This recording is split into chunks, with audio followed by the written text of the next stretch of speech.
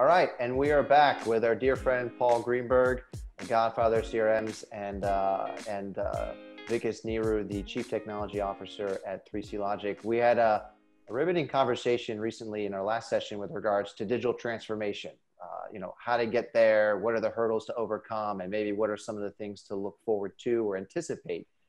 One of the ongoing discussions that we've since debated amongst the three of us, candidly, in the past behind closed doors, is sort of, platforms have everything to do with work flow, right? The moderation of creating, performing a task and bringing it to a conclusion.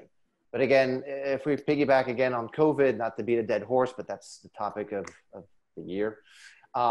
It's also driven a lot of conversation around the merits of putting more emphasis on self-service and digital channels as a means of deflecting the need to rely overly on live agent support. One of the things that COVID created, or that we saw, was a massive spike in number of people calling and wanting to reach an organization. I can think right in the beginning, it was everyone calling to cancel their airline tickets or rebook their hotels or cancel their rental cars. And then that migrated over to volumes around the healthcare industry to find out how their loved ones are doing, or what should we do if we think we have symptoms?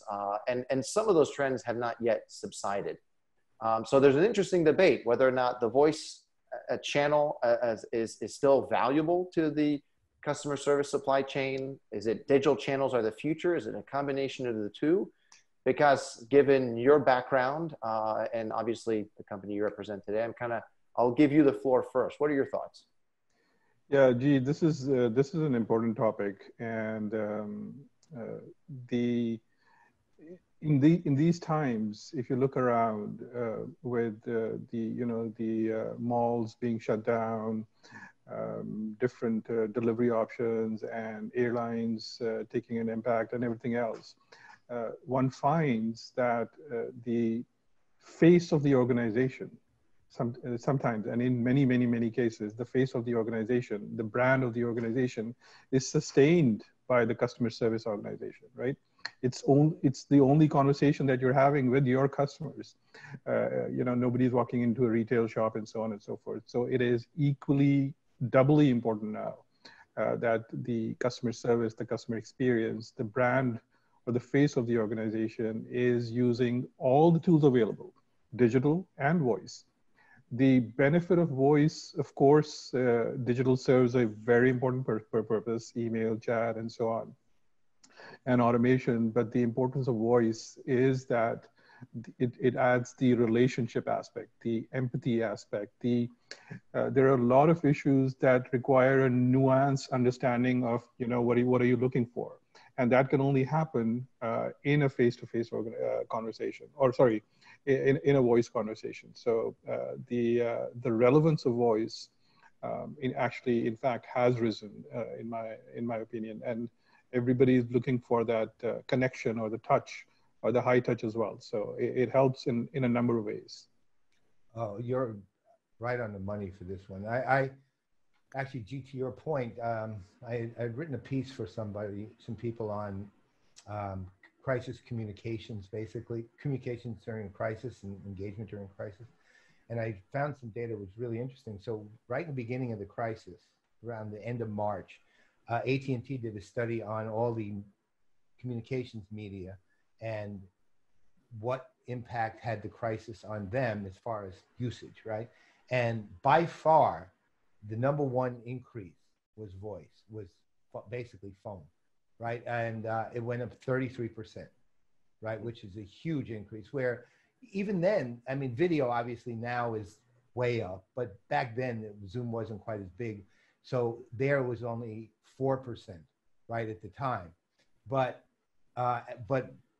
voice, and what, and so the question became, well, and they didn't really explain that. So I dug into it, was aside from the kind of obvious why, there's a lot of other why pieces to that, which is the other thing with voice, especially when it comes to phone, but voice in general is, to Vikas's point, it's empathetic, it's warm, it's personal, and it's human.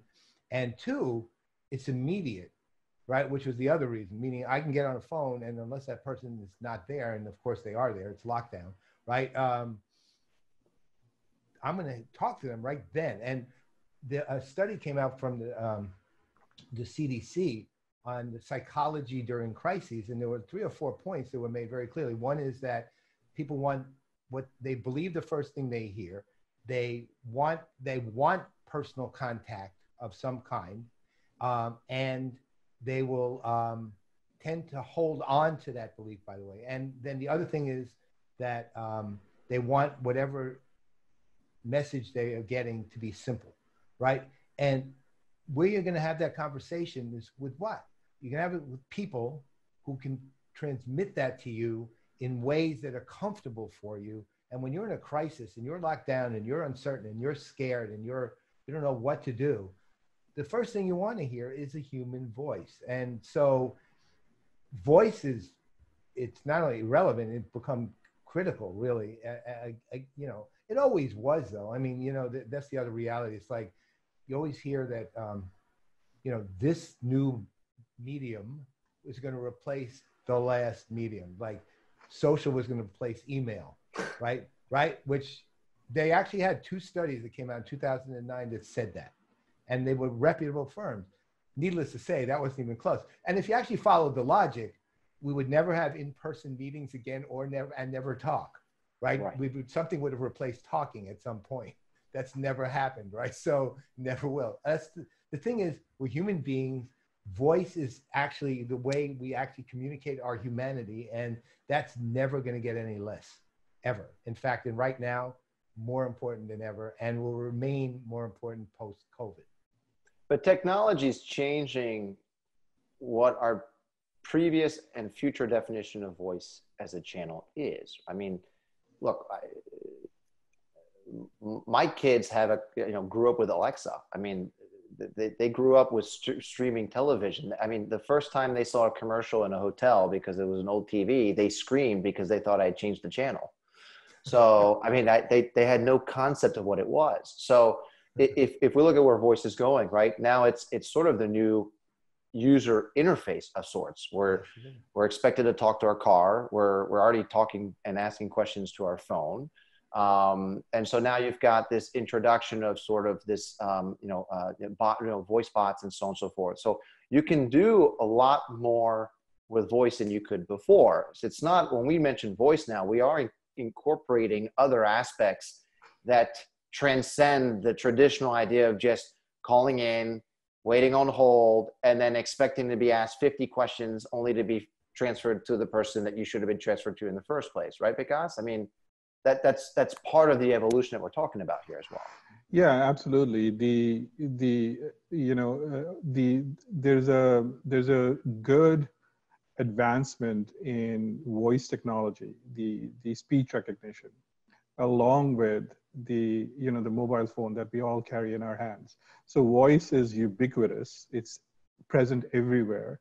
You can speak to your car, you can talk to your mobile phone at any point in time, and the speech recognition is improved dramatically, leading to creating both, best of both, automation, if you want, over voice, as well as an escalation or a redirection to a real person for the high relationship, high touch, or complex issues. So voice brings together both. A lot of time, digital transformation has been thought of as potentially a cost reduction mechanism as well, or one of the goals is that. But voice can offer you both the benefits, used appropriately for the right interactions, for the right type of issues. Yeah. But for voice to be successful, we have to solve this idea that voice is this ugly redheaded stepchild. It's legacy, it's old, digital channels are new. I mean, we were talking about platforms, right? And the significance of platforms and having the appropriate bolt-ons to complement those platforms, right, Paul? So in part, voice, where you need to do it a bit of a favor, is you have to weave it into those processes and have it be an extension of those platforms, right? I mean, it needs to have access to that same level of data that a chatbot or a self-service portal takes for granted, right, when you deploy those. Is that fair? Yeah, no, it's eminently fair. And I mean, you have to sort of take into account the outcome that's being looked for with voice, or with really any medium, but voice in particular too, which is this. I mean, we are looking for a convenient action to be taken by voice. That's how we currently have translated it. So, for example, you know, I'm not going to say it because it'll trigger you know who with an A, but I have one right here in the studio, sitting right here, and the lights that are on here are triggered by her, right? And I just walk in and say, turn them on. I don't have to get to all this cameras galore, wires everywhere behind me. I don't have to trip over them. I don't have to get behind them. I just use voice, right? But keep in mind what's going on with that, right? There's a whole network of things that actually occur in the process of that voice being used. But the fundamental thing for me, and when it comes to engagement, is that my voice triggers a voice that takes a convenient action on my behalf, right? Or an action that's convenient to me on my behalf, right? And that's important. Now, the other thing that's important, and goes to sort of the psychological aspect of this thing too, is if A over here, voice didn't sound actually pretty human, how much interest would you actually have in using it, right? You remember those old Microsoft voice synthesized, Dave was one, and I forget the other one. There was one female one, and they were horrible. They were all that, I mean, they've improved a great deal since, but this is the early days, right? But they sounded like they were generated by a highly pixelated screen, right? They were just awful. And they were just dropped. There's the warmth and the humanity. I mean, A sounds relatively human when she responds to us, right? That's part of it. Now, to the platform standpoint, you know, your voice's value is when it makes business outcomes convenient. Same way it makes my personal outcomes convenient. And the business outcomes have to be determined, right? Meaning they're not saying, I wonder if voice does this. Well, you actually are kind of saying that. You're saying, okay, here's what I need. I need A through W. And I think voice can handle about 55% of that most effectively. And then you do it, right? At that point. And that's when you distribute it, as you give it access, you distribute it, identify where in the platform it sits, how it interacts, you know, from the standpoint of its ability to provide the outcomes that the business needs. So, for example, one of the simplest, least complex one is, you know, ordering supplies, right? I mean, people do that on mobile devices, but it triggers a complex back end in order to get those supplies approved and ordered, you know, and at the scale they need to be ordered. Because otherwise, if I say, hey, order me 500,000 reams of paper, there has to be alerts and triggers and business rules and workflows all set up there to say, what are you, out of your mind? I'm not going to do that, right?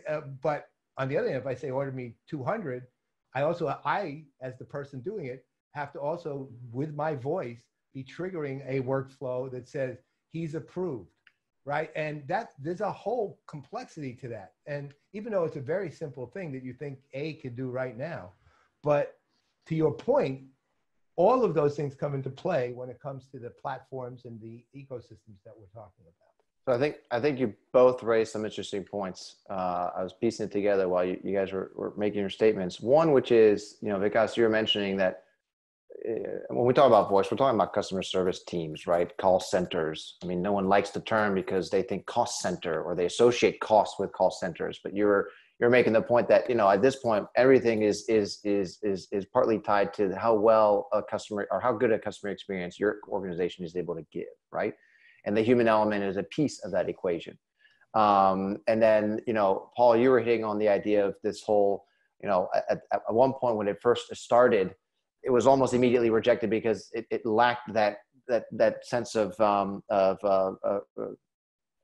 it was hard to sort of believe that this was a human voice, right? It was too robotic. But at the same time, even today, the A, who shall remain nameless, you know, we still know when it's her, right? Or we still know when her cousin is talking or something, some variation of A.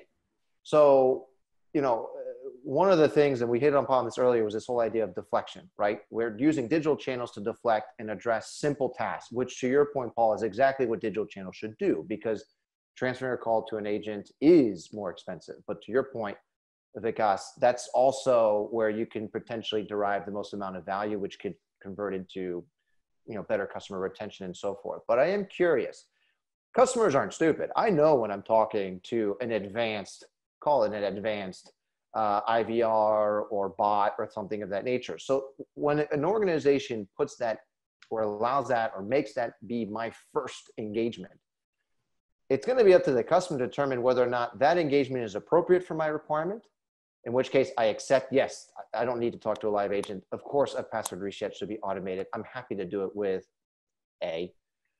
But on the flip side, if you introduce something like that for something that is important, critical, an escalation, right, where you would expect, desire, or hope to go to an individual, then you're going to reject the organization's attempt to apply a digital answer to what should be a human one, right, Vikas? I mean, that's the balance we're seeking here. Is that correct? That is right. I see the business process and automation layer as a layer beneath all the communication channels. So ideally, the platform or the ecosystem should be able to take, here's my workflow, here's my business process, or if you think about it from the customer standpoint, here's all the requests that I'm getting, orders, returns, shipping, fulfillment, and so on. And the automation layer or the business process layer should be channel agnostic, or it should be able to handle, cater to multiple channels. And then the choice of using either chat or voice bot or email or you know, all the other channels should be a business decision.